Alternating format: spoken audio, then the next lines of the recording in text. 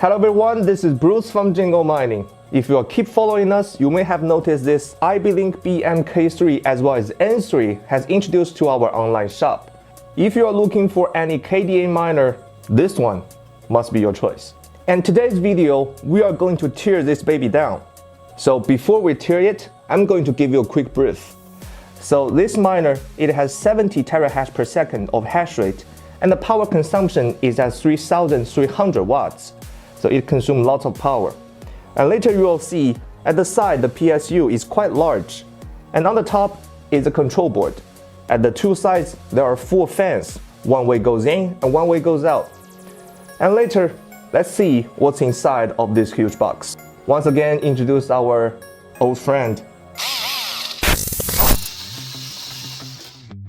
And then I see these are the power supply for the control board, I suppose. Also plugged out. So the control board can plug off.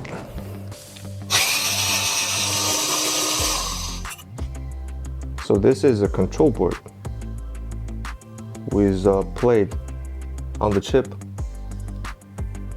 Quite simple. And 4 plugs for the fans and 3 plugs for each boards.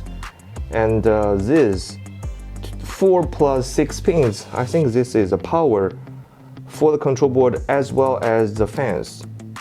Because once again, each of these fans will consume about 36 watts. The power is come from here. So it will require 10 pins. Okay.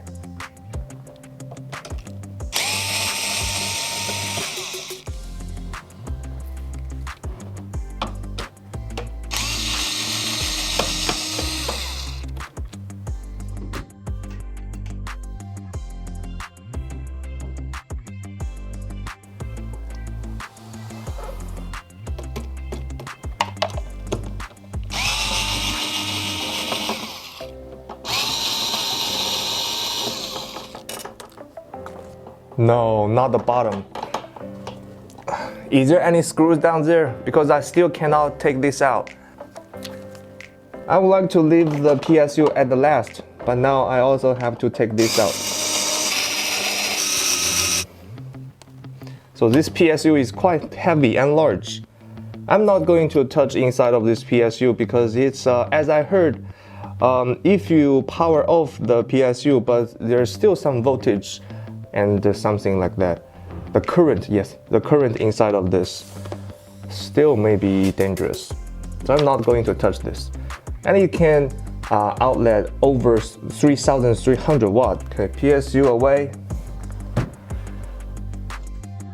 And these are the 3 screws. Start me to pull the hashboard out.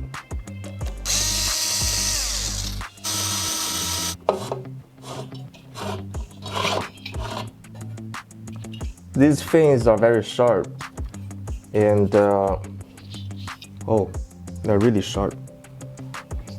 So you can see a slope. I assume this is the air in, and this is the air out. And both sides, they are sticked with the radiator. So I assume, I'm not very sure if both sides they are having the chips, or if simply because the chip is too hot, it required the radiator at both sides. It is quite heavy, so most of the weight they are come from the PSU and the boards. The board itself is not heavy, but the radiator, they are pure aluminum. I think they are just one plate on the top, and at the downside they are 4 pieces. No, 5. Here is another one. 5 pieces, 5 individual pieces. They are not just only one. Oh, I can see, maybe. So now I can see the chips between the radiator. They are very small. And that is not simply using the radiator. They also use the thermal paste. Luckily, I didn't unscrew this because I don't have thermal paste neither.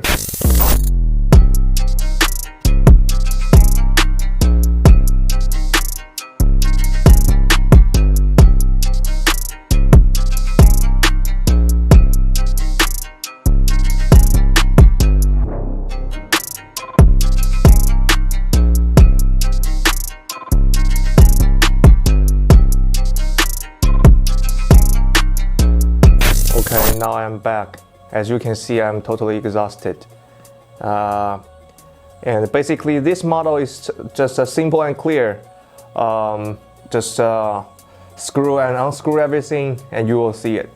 No matter the control board, the dashboard, the fans, the PSU, they are just simply screwed over there.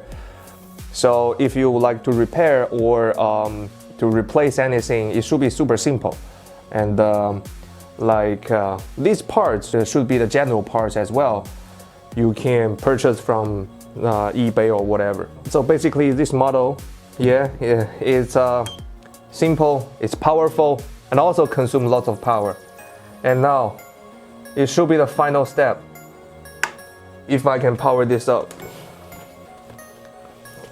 And once again, the power cable is C19 standard, and please make sure it is a 16 amp of the power cord, so it can hold the power consumption.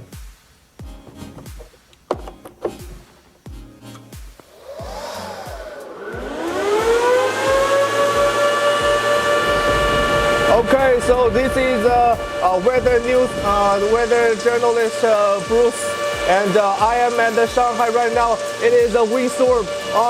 Okay, so see you tomorrow. If you need anything, please contact me. This is Bruce from the Jingle MIning News. See you. Bye.